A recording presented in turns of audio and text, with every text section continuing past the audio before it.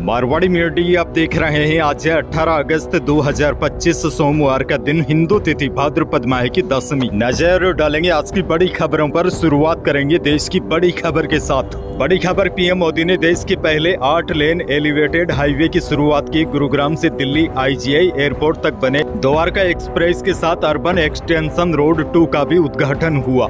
इन दोनों प्रोजेक्ट पर 11,000 करोड़ रुपए की लागत आई है। इस एक्सप्रेसवे से दिल्ली और गुरुग्राम के बीच जाम खत्म होगा। पीएम बोले, दिल्ली को हमें विकास का ऐसा मॉडल बनाना है जहां से सबको महसूस हो कि यह विकसित होते भारत की राजधानी है। पीएम बोले, यूपीए सरकार के दौरान यहां केवल फाइलें चला करती थी, लेकिन उन पर काम हमने किया। जब केंद्र में राज्यों में भाजपा की सरकारें बनी तो विकास शुरू हुआ। वहीं इस दौरान पीएम मोदी ने लोगों से अपील करते हुए कहा कि भारतीय हैं तो भारत में बना ही सामान खरीदे, दिवाली पर भी वही सामान खरीदे जो भारतीयों ने भारत में बनाया है। इसके साथ ही पीएम बोले, व्यापारी भी विदेशी सामान छोड़कर लोकल सामान बेचे। दरअसल पीएम का यह बयान ऐसे समय पर आया है जब भारत और अमेरिका के बीच टैरिफ को लेकर खींचतान चल रही है।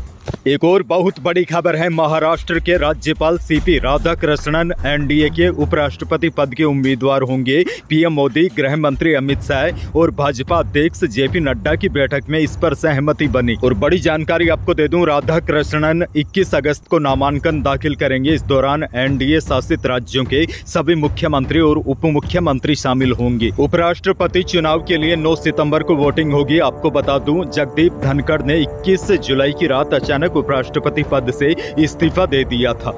देश की एक और बड़ी खबर, जम्मू कश्मीर और हिमाचल प्रदेश में रविवार सुबह बादल फटा। जम्मू कश्मीर में बादल फटने की यह बीते 3 दिनों में दूसरी घटना है।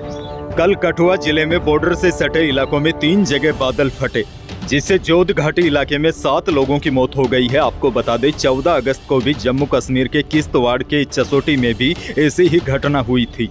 आगे बढ़ेंगे। एक और बड़ी खबर, केंद्र सरकार ने अमेरिका के टैरिफ का जवाब देने की तैयारी कर ली है। इसके लिए वस्तु एवं सेवा कर यानी कि GST में बड़ा बदलाव करने की तैयारी है। इसे GST 2.0 या नेक्स्ट जेन GST नाम दिया गया है। देखिए, आसान भाषा में आपको समझाऊं तो अभी GST में 4 टैक्स स्लैब है, 5%, 12%, 18% और 28% है। सुधार के बाद 2 स्लैब 5% और 18% ही रहेंगे। इससे 12% GST के दायरे में आने वाले जैसे मक्खन, फ्रूट, जूस, ड्राई फ्रूट जैसी 99% वस्तुएं 5% के दायरे में आ जाएगी। सीधे तौर पर कहूं तो यह वस्तुएं 7% तक सस्ती हो जाएगी। ऐसे ही 28% टैक्स के दायरे में आने वाली जैसे cement, AC, TV, fridge, washing machine जैसी 90% वस्तुएं 18% के स्लैब में आ जाएगी। यानी यह आइटम 10% तक सस्ते हो जाएंगे। पीएम मोदी ने स्वतंत्रता दिवस पर लाल किले से इसका ऐलान किया था। उन्होंने इसे दिवाली गिफ्ट कहा था, यानी सितंबर में GST बैठक करके सरकार यह बदलाव कर सकती है। बहरहाल आगे बढ़ेंगे। राजस्थान से बड़ी खबर है। राजस्थान में रविवार को पटवारी के 3,705 पदों के लिए भर्ती परीक्षा हुई। परीक्षा 2 पारी में हुई, सुबह 9 से दोपहर 12 बजे और दोपहर 3 बजे से शाम 6 बजे तक। राज्य के 38 जिलों में 1030 परीक्षा केंद्र बनाए गए थे। और बड़ी जानकारी आपको दे दूं, प्रदेश में 6,76,011 अभ्यर्थियों ने रजिस्ट्रेशन करवाया था। इनमें दोनों पारियों में कुल 6,08,58 अभ्यर्थियों ने परीक्षा दी। अच्छा, बड़ी खबर ये भी देखिए, जयपुर में पत्नी को एग्जाम दिलाने आ रही पति की एक्सीडेंट से मौत हो गई। हादसे में महिला भी गंभीर घायल है। झालावाड़ के ओल्ड ब्लॉक स्कूल में परीक्षा के दौरान एक अभ्यर्थी की तबीयत अचानक बिगड़ गई। उधर अजमेर, बीकानेर में जींस पहनकर आने वालों को एफिडेविट भरना पड़ा। वहीं कई जगह देर से पहुंचे अभ्यर्थी हाथ जोड़कर मिन्नतें करते रहे, लेकिन उन्हें अंदर नहीं जाने दिया। सीकर से बड़ी खबर, उत्तराखंड के धराली में बादल फटने के बाद सीकर के शाहपुरा का जवान हरीत सिंह लापता है। धोद सीकर इलाके में शाहपुरा गांव निवासी जवान के घर में परिजन उम्मीद लगाए बैठे हैं। घर के गेट पर हल्की सी आहट परिजनों में जवान की सूचना आने की आस को जगा देती है। आपको बता दूं, जवान हरीत सिंह भारतीय सेना की राजपूताना राइफल्स में तैनाती के दौरान 5 अगस्त के बाद से ही लापता है।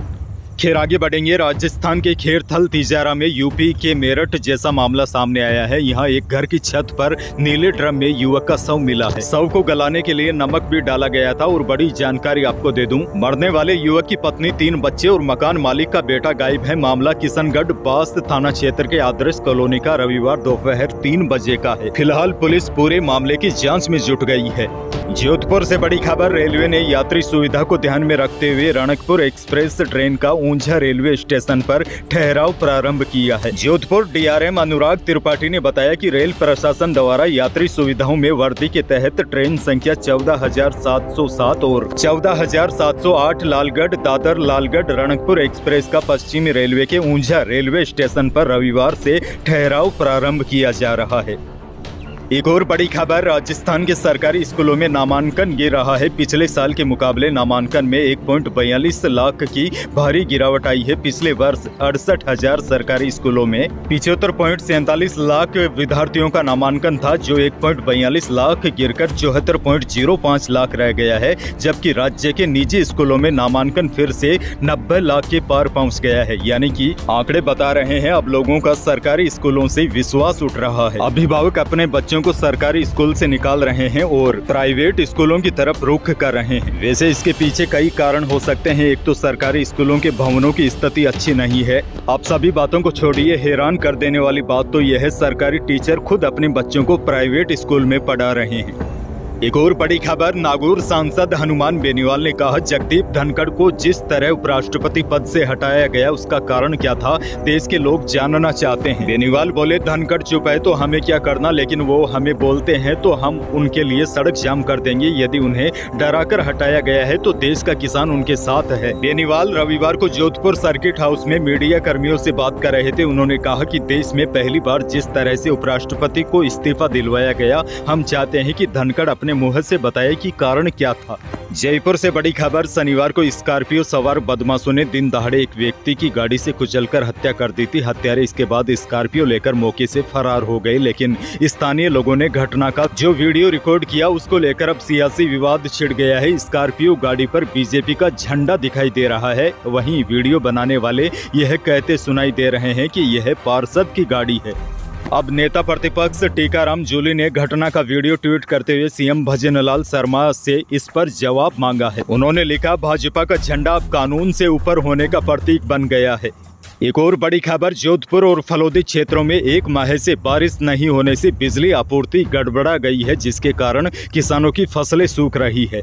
कृषि विभाग के आंकड़ों के अनुसार जोधपुर और फलोदी में 9.5 लाख हेक्टेयर असिंचित और 6 लाख हेक्टेयर सिंचित फसलें प्रभावित हुई है। 4 लाख हेक्टेयर बाजरा सूखने की कगार पर है। 2 लाख हेक्टेयर में मूंग की फसलें जल चुकी है। इसके साथ ही मूंगफली और कपास की फसलें भी पानी की कमी से मुरझा रही है। भारतीय किसान संघ के प्रांत अध्यक्ष माणक राम परिहार और प्रदेश महामंत्री तुलसीराम सिवर ने डिस्कॉम अधिकारियों से वार्ता की है। उन्होंने स्थिति में सुधार न होने पर सोमवार से आंदोलन की चेतावनी दी है।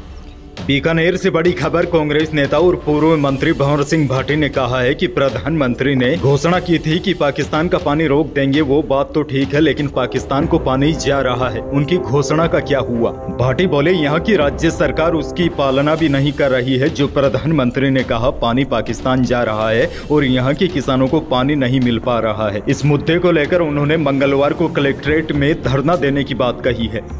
अंत में मौसम को लेकर बड़ी जानकारी आपको दे दूं, कल भी प्रदेश के कई भागों में हल्की से मध्यम बारिश हुई। वहीं मौसम विशेषज्ञों का कहना है कि वर्तमान में मानसून ट्रफ जैसलमेर, जोधपुर, कोटा, गुना से होकर गुजर रही है। अगले कुछ दिनों में बंगाल की खाड़ी में बैक टू बैक 2 सिस्टम बनेंगे, जिससे राज्य में इस पूरे सप्ताह में बारिश बढ़ने की संभावना है। हालांकि इन सिस्टमों का सबसे अधिक असर दक्षिणी पूर्वी और दक्षिणी पश्चिमी राजस्थान के जिलों में होगा। इसके असर से उदयपुर संभाग के कुछ जिलों में भारी बारिश की भी आशंका है। वैसे आज भी मौसम विभाग ने प्रदेश के अधिकांश भागों में हल्की बारिश होने की संभावना जताई है। तो यही थी प्रदेश और देश की आज की बड़ी और महत्वपूर्ण खबरें। वीडियो को लाइक करना बिल्कुल न भूलिए और चैनल पर नए हैं तो सब्सक्राइब जरूर कीजिए, ताकि आप अपडेट रहे बड़ी और काम की खबरों से। धन्यवाद।